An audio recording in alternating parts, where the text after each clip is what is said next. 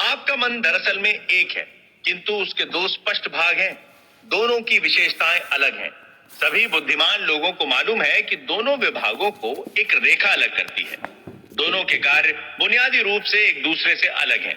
प्रत्येक विभाग को अलग अलग विशिष्ट शक्तियां और गुण मिले हैं। दोनों की पद्धति आपके मन के कामों को सामान्यतः दो पालों में बांट देती है। एक उद्देश्य मूलक मन और दूसरा व्यक्ति मूलक मन, चेतन मन और अचेतन मन। दूसरे शब्दों में, जो सतह पर दिखाई देता है, यानी जो आप दिखाई देते हो, और दूसरा आपके अंदर का मन, जो आपके अंदर है, दिखता नहीं। इसे स्वैच्छिक मन और अनैच्छिक मन अथवा पुरुष और स्त्री मन जैसे अनेक प्रकार से कहा जा सकता है।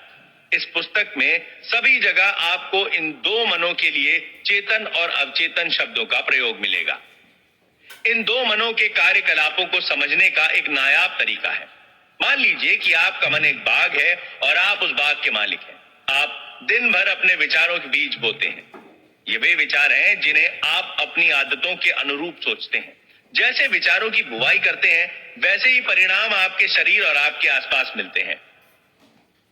सुख, शांति, सही कामों, शुभ इच्छाओं और खुशहाली के विचारों का रोपण करना शुरू करें। धैर्य से बैठकर पूर्ण रुचि के साथ इन गुणों पर चिंतन करें और उन्हें पूर्ण रूप से अपने चेतन मन में, अर्थात अपने सोचने समझने के मन में स्वीकार करें, उन्हें अंगीकार करें। अपने मन के बगीचे में इन विश्लेषण बीजों की बुआई करें और उनकी शानदार फसल का लाभ कमाएं। आपके अवचेतन मन की मिट्टी खूब उपजाऊ है, जिसमें सभी प्रकार के बीज उग जाते हैं, अच्छे भी और बुरे भी। लेकिन जरा सोचिए, क्या कांटों को रोपने से कहीं अंगूर मिलेंगे या गोखरू के पेड़ में अंजीर लगेंगे? इसीलिए प्रत्येक विचार महत्वपूर्ण है, क्योंकि वही कारण है जिसके प्रभाव से फल मिलता है। इसीलिए यह जरूरी है कि आप अपने विचारों पर नियंत्रण रखें, जिससे आपको वही परिणाम प्राप्त हो जैसा आप चाहते हैं। जब आपका मन सही रास्ते पर चलने लगेगा, जब आप सच को समझना शुरू कर देंगे, जब आपके अवचेतन मन में रचनात्मक, मधुर और शांतिपूर्ण विचार जमा होने लगेंगे, तब आपके अवचेतन मन की जादुई शक्ति में प्रतिक्रिया होगी और आपके जीवन में मधुर परिस्थितियां पैदा होंगी। आपके आसपास का वातावरण सहज बन जाएगा। प्रत्येक कार्य में सफलता मिलती जाएगी। जब आप अपने सोचने विचारने पर नियंत्रण शुरू कर देंगे, तो आपका अवचेतन मन इस शक्ति का उपयोग अपनी समस्या या परेशानी में भी कर पाएगा।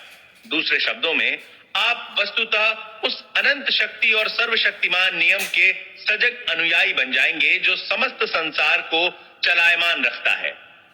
आप जहां रहते हैं, वहां चारों ओर देखेंगे तो पाएंगे कि अधिकांश लोग शून्य जगत में रहते हैं और विवेकपूर्ण एवं ज्ञानी जन अभिलाषापूर्ण, अर्थपूर्ण जीवन को चुनते हैं।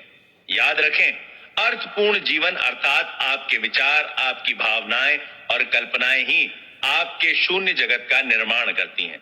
इसीलिए यही रचनात्मक शक्ति और वो सब कुछ जो आप अपने जीवन में देखते हैं, उसे जाने अनजाने में आपके भीतर के मन ने बनाया है। आपके चेतन और अवचेतन मन के आदान प्रदान का ज्ञान आपके संपूर्ण जीवन को बदल सकता है। अपने आसपास की दशा बदलने के लिए आपको उसके कारण को बदलना होगा। अधिकांश लोग दशा और परिस्थिति बदलने के लिए उसी में करना शुरू कर देते हैं। विवाद, उलझन, अभाव, बंधनों को दूर करने के लिए आपको उनके कारण को, अर्थात उस तरीके को बदलना होगा जिसके जरिए आप चेतन मन का प्रयोग कर रहे हो। दूसरे शब्दों में, जिस दिशा में आप सोच रहे हैं और मन का प्रयोग कर रहे हैं, उसे बदलना होगा। आप असीमित दौलत के अथाह सागर में रह रहे हैं। आपका अवचेतन मन आपके विचारों के प्रति बहुत नाजुक है, तुरंत सक्रिय हो जाता है। आपके विचार ही वो शक्ति पुंज है जिसके माध्यम से आपके अवचेतन की अपरिमित बुद्धि, ज्ञान, महत्वपूर्ण शक्तियां और ऊर्जाएं निर्गत होती हैं।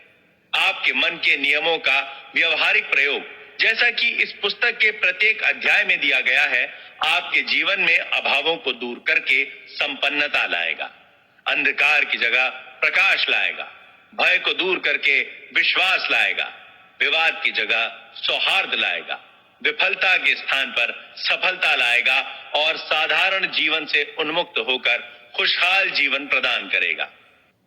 भाग 3, निश्चित रूप से मानसिक, भावनात्मक और भौतिक